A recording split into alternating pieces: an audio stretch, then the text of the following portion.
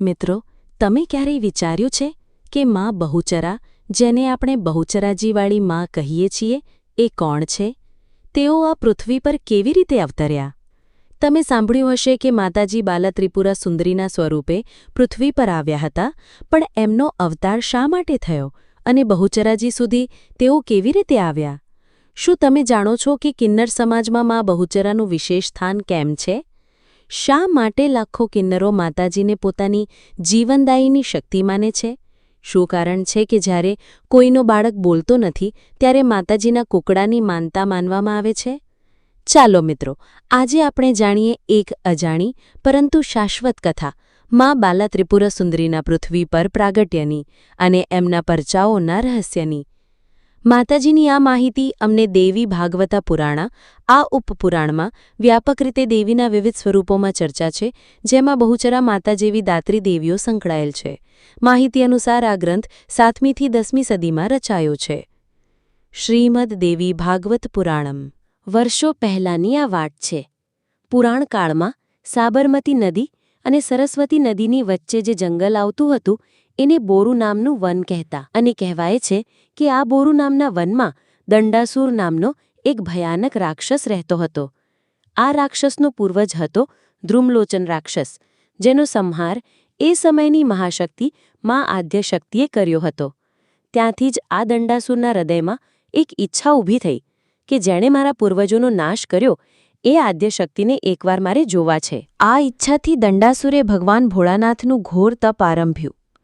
વર્ષો સુધી એક પગે ઊભો રહીને બરફ જેવી ઠંડીમાં તપ કર્યું, અને અંતે ભગવાન ભોળેનાથ પ્રસન્ન થયા. દંડાસુરની ભક્તિ જોઈને ભગવાન શંકર પોતે પ્રગટ થયા અને કહ્યું, માગ દંડાસુર, તારે જે માંગવું હોય તે માંગી લે. એવું સાંભળતા જ દંડાસુર બોલ્યો, મારે મારા પૂર્વજોનો નાશ કરનાર આદ્યશક્તિને જોવા છે.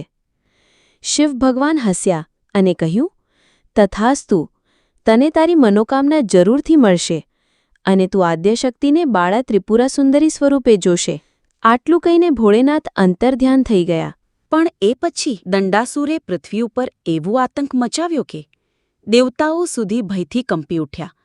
ત્યારબાદ સ્વર્ગ ઉપર પણ આક્રમણ કર્યું અને બધા દેવો પોતાના ધામો છોડી છુપાવા લાગ્યા. ત્યાંથી આદ્યશક્તિએ નિશ્ચય કર્યો કે હવે આ રાક્ષસનો નાશ કરવો જ પડશે, અને માતાજીએ લીલા કરી બાળા ત્રિપુરા સુંદરીનું સ્વરૂપ ધારણ કર્યું. બસ 12 વર્ષની નાજુક બાળા બની માતા આ પૃથ્વી ઉપર બોરુ વનમાં અવતર્યા. એ વનમાં એક વૃક્ષ નીચે જઈને બેઠી, શાંત, નિર્ભય, અને ત્યાંથી પસાર થતો દંડાસુર એ બાળાને જોઈ ચકિત થયો અને પૂછવા લાગ્યો, હે બાળા, તું અહીં એકલી કેમ બેઠી છે? બાળાએ શાંતિથી જવાબ આપ્યો, હું દેવકન્યા છું. બધા દેવો સ્વર્ગ છોડીને જઈ ચૂક્યા છે. દંડાસુરે તરત જ ચતુરાઈથી કહ્યું, ચલ મારી સાથે, હું તને મારી દીકરી તરીકે રાખીશ. એ બાળકનું રૂપ ધારણ કરનાર માતા પણ એને સાથે ચાલવા લાગ્યા. આ રીતે ઘણા લાંબા સમય સુધી ચાલ્યા પછી દંડાસુરને તરસ લાગી. એ જોરથી બોલવા લાગ્યો, પાણી, પાણી, કોઈ મને પાણી આપો, નહીં તો મારો જીવ જશે. એવું સાંભળી મા ત્રિપુરા સુંદરીએ ત્રિશૂળનું ધરતીમાં પ્રહાર કર્યો અને ધરતીમાંથી પાણીની શેરો ફૂટવા લાગી. દંડાસુરે પાણી પીધું અને એના મનમાં એક બીજો વિચાર ઊભો થયો, આ બાળા તો અસાધારણ છે, એમના જેવી શક્તિ તો કોઈમાં ન હોય, હું તો એના સાથે લગ્ન કરી લઉં. અને એ લગ્નની વાત માં આદ્યશક્તિ સમક્ષ પ્રગટ કરી. પણ જેવી જ આ વાત માતાજીએ સાંભળી, માતાજી કોબાયમાન થયા, ત્રિશૂળ હાથમાં લીધું અને પોતાનું વિરાટ સ્વરૂપ ધારણ કર્યું. દંડાસુર, તારે તો બાલા ત્રિપુરા સુંદરીના દર્શન કરવા હતા ને? હવે જોઈ લે, હું જ છું ત્રિપુર સુંદરી બાલા બહુચરા.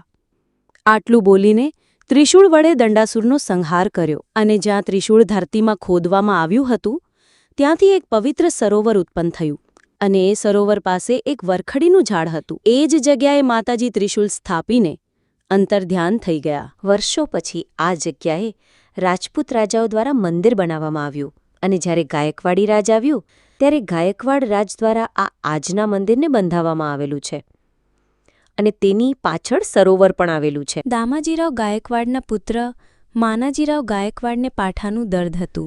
માતાજીની બાધા રાખવાની અને બાજુના તળાવની માટીનો લેપ કરવાથી તેમનું દર્દ મટી ગયું. આથી તેમણે સંવત 1835માં માતાજીનું મંદિર, મંડપ, કોટ વગેરે બંધાવ્યા.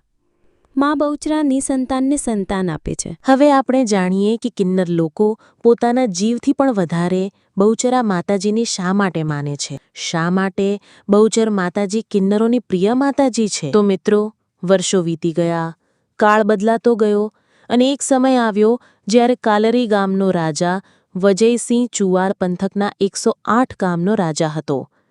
આ વજયસિંહ સોલંકી વંશનો શક્તિશાળી રાજા હતો. એની પાસે રાણીઓ તો ઘણી હતી, પણ દુર્ભાગ્ય એ કે એકે રાણીને સંતાન સુખ મળ્યું નહોતું. રાજા વાંજ્યું હતો અને એ વાંજ પણ એના માટે કઠિન ભાન હતો. દિલથી સંતાનની ઈચ્છા રાખતો રાજા એકવાર ફરીથી લગ્ન કરવા વિચારે છે અને પછી વિજાપુર તાલુકાના વસાઈ ગામની વાઘેલાની કુંવરી સાથે વજયસિંહે લગ્ન કર્યા. થોડા સમય પછી રાણી ગર્ભવતી બની અને જન્મ થયો એક દીકરીનો. પણ મિત્રો, આજના જમાના જેવી સ્વતંત્રતા અને વિચારસરણી એ સમયે ક્યાં હતી? દીકરીના જન્મને લાજ સમજી રાણીએ વાત છુપાવી દીધી. પોતાની અંગત દાસી સાથે આખું ષડયંત્ર ઘડ્યું. સવારે રાજાને જઈને દાસીએ કહ્યું, મહારાજ, રાણીએ સુંદર પુત્રને જન્મ આપ્યો છે. સાંભળતા જ રાજા હરખમાં છલકાઈ ગયા. ગરીબોને દાન, મીઠાઈ, કપડાં વહેંચાયા. દાસીને પોતાના ગળાનો હાર આપી દીધો. પણ આ બધું એક મોટું છૂઠું હતું, કારણ કે રાજાની ગાદી મેળવવા ઈચ્છતા કાકા અને તેમના વંશજોને લાગ અને બહાનો ન મળે એટલા માટે રાણીએ પુત્રના જન્મની ખોટી વાત ફેલાવી દીધી. એ દીકરીને રાજકુંવર તરીકે ઉછેરવામાં આવી. પોતાની દાસીઓ સિવાય કોઈને ખબર ન હતી કે આ કુંવર તેજપાલ અસલમાં એક દીકરી છે. તેજપાલના નામે યુવાન સ્ત્રીનો રાજકુંવર તરીકે ઉછેર થયો અને પછી એનો નક્કી થયો લગ્ન પાટણના ચાવડા રાજાની પુત્રી સાથે. ઘડિયા લગ્ન થયા. જાન પરણીને પાછી આવી અને સુહાગરાતની રાતે રાજાની કુંવરીને ખબર પડી કે તેનો પતિ તો આદમીમાં જ નથી. આ દુઃખી કન્યા પિયર આવી અને પોતાની માતાને બોલી, માં, તમે મારા જીવન સાથે ખોટું કર્યું છે. પછી ચાવડા રાણીએ વાત રાજા સમક્ષ મૂકે છે. ચાવડા રાજા આ ઘટના સાંભળી ચોંકી ઉઠે છે અને જમાઈની સત્યતા જાણવા માટે એક યુક્તિ કરે છે. એમને જમવા રમવા પાટણ આવવા આમંત્રિત કરે છે. જમણવારની વેળા આવે છે.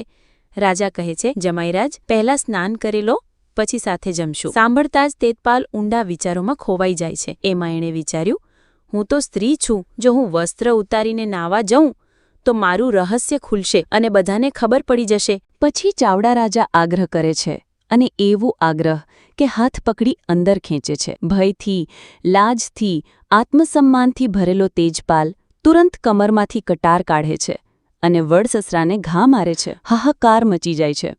પાટણના સૈનિકો તેજપાલને ઘેરી લે છે અને મારવા માટે આગળ વધે છે. પણ ત્યારે ચાવડા રાજા બોલી ઉઠે છે, એને ન મારશો, કારણ કે એ સ્ત્રી છે અને સ્ત્રી હત્યાનું પાપ આપણે ના કરીએ. એટલે તેજપાલ તરત જ લાલ ઘોડી પર સવાર થાય છે અને એની પાછળ એની કૂતરી પણ દોડે છે. પાટણના દરવાજા બંધ છે, પણ તેજપાલ ખુદ એ દરવાજો તોડી નાખે છે. દક્ષિણ દિશામાં બોરુવન તરફ એ ભાગે છે. ચૈત્ર માસના તાપમાં એ લથડી જાય છે અને આવીને બેસે છે એ જગ્યા પર જ્યાં આજે મા બહુચરાનું મંદિર આવેલું છે.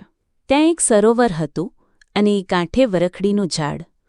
કૂતરીએ પહેલાં પાણી પીધું અને પછી એ સરોવરમાં તરવા લાગી. પણ અરે, એ તો કૂતરો બની ગઈ. એ જોઈ તેજપાલ ચોંકી જાય છે.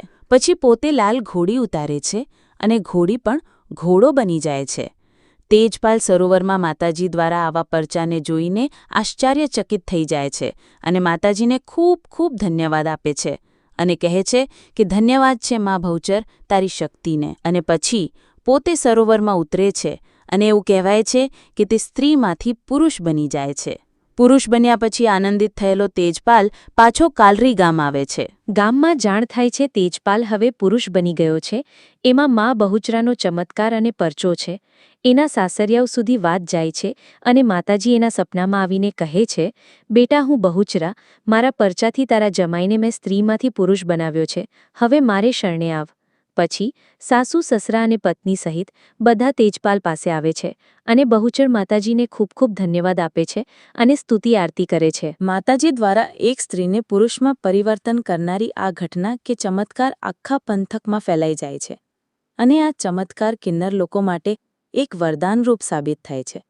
કિન્નર લોકો પણ બહુચર માતાજીની પૂજા કરવા લાગે છે અને આ ચમત્કાર કરનારી મા બહુચરા માતાજી કિન્નરોની પ્રિય માતાજી બની જાય છે. અને આજે પણ કિન્નરો બહુચર માતાજીની પોતાની જીવનદાયીની માતા માને. હવે મિત્રો, જે લોકોને સંતાન છે પણ સંતાન બોલતું નથી, એ બોબડું હોય, તો એવા લોકો આજે પણ શ્રદ્ધાથી બહુચર માતાજીના કુકડાની માનતા માને છે. એવી અરજ કરે છે, હે માં, જો મારું બાળક બોલતું થઈ જશે તો હું તારા આંગણે એક કુકડો રમતો મૂકીશ. અને આશ્ચર્યની વાત એ છે કે આવી માનતા માનવાથી ઘણા બાળકો સાચે બોલતા થયા. પુરાવા પણ છે. પણ મિત્રો, આ માનતા પાછળ એક જૂની શક્તિશાળી કથા પણ છુપાયેલી છે. ચાલો સાંભળીએ એ પરચાની કથા. એ સમય હતો જ્યારે ભારતમાં અને ગુજરાતમાં મુઘલ બાદશાહનું શાસન હતું. મુઘલોની એક સૈનિકોની ટુકડી એક વખત ફરતા ફરતા ચુવાડ ચોકમાં મા બહુચરના મંદિરના આંગણે આવી પહોંચે છે. સમય એવો હતો કે રાત પડવા આવી હતી, ભૂખ લાગેલી હતી, રાંધવાનું હતું અને સામે માતાજીના આંગણામાં કેટલાક કુકડા રમતા હતા. મુઘલ સૈનિકોએ શું કર્યું? એ કુકડાઓને પકડી લીધા, એમનો સંહાર કર્યો અને એમને ભોજન તરીકે બનાવી ખાઈ ગયા. પછી નિર્દોષ રીતે સૂઈ ગયા. પણ સવારે 4 વાગે જ્યારે થોડા બચેલા કુકડા બોલવા લાગ્યા, ત્યારે માતાજીનું મન દુખાયું અને માતા બહુચરાએ પોતાનો પરચો બતાવ્યો. જે સૈનિકોએ કુકડા ખાધા હતા એના પેટમાં કુકડા બોલવા લાગ્યા. હા, મોગલોના પેટમાંથી કૂકડા બોલતા જતા હતા. એટલું જ નહીં, એ બોલતા બોલતા તેમના પેટ ફાડી બહાર નીકળતા હતા. એવો ભયાનક ચમત્કાર જોઈને મુઘલ બાદશાહ પણ કંપી ગયા. એમના હૃદયમાં શ્રદ્ધા જાગી અને એ માતાજીની માફી માંગી. માતા બહુચરાએ એવી શક્તિ બતાવી કે મરી ગયેલા કૂકડાઓ પણ ફરી જીવતા થઈ ગયા અને મોગલના પેટમાંથી બોલી પડ્યા. ત્યારથી લોકો માનતા રાખવા લાગ્યા કે હે માતાજી, તમે જો મોગલના પેટમાં કૂકડા બોલાવી શકો તો મારા બોબડા બાળકને બોલતું ન કરી શકો. અને આજે પણ લોકો પુત્ર માટે, પુત્રી માટે આશાથી, ભક્તિથી માતાજીના આંગણમાં કૂકડાને રમતો મૂકે છે. અને આવા અનેક પુરાવા છે કે જ્યાં સંતાનો માત્ર માતાજીની કૃપાથી બોલવા લાગ્યા છે. મિત્રો, આવી છે મા બહુચરાની શક્તિ. તો જો તમારું હૃદય આ પરચાથી, શ્રદ્ધાથી અને ભક્તિથી રંગાયું હોય તો અમારી ચેનલને સબસ્ક્રાઇબ કરો, વિડીયોને લાઇક કરો અને મહિમા ફેલાવો મા બહુચરના પરચાનો. જય મા બહુચર.